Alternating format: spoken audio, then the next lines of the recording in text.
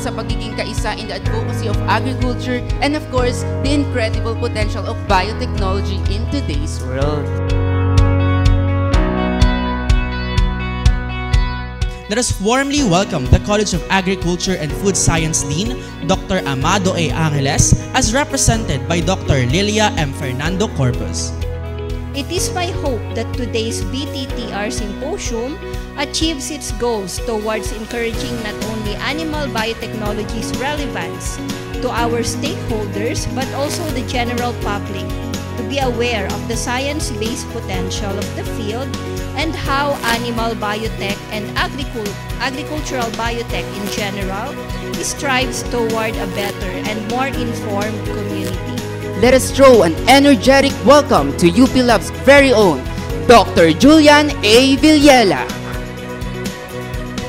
I'd like to say that every one of us can make a difference, especially you students. You can make a difference. And because the future of agriculture depends on innovation and of course you.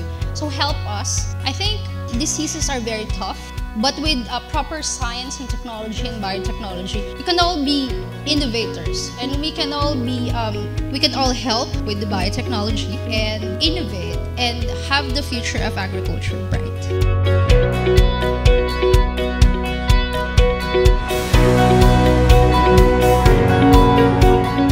Let's give a round of applause to Dr. Marvin Villanueva. I hope magkaroon talaga ng adequate and sustained funding support on biotech research and innovation, and yun nga very strong I think ang UP Labs and UPLB sa public awareness and education campaign. So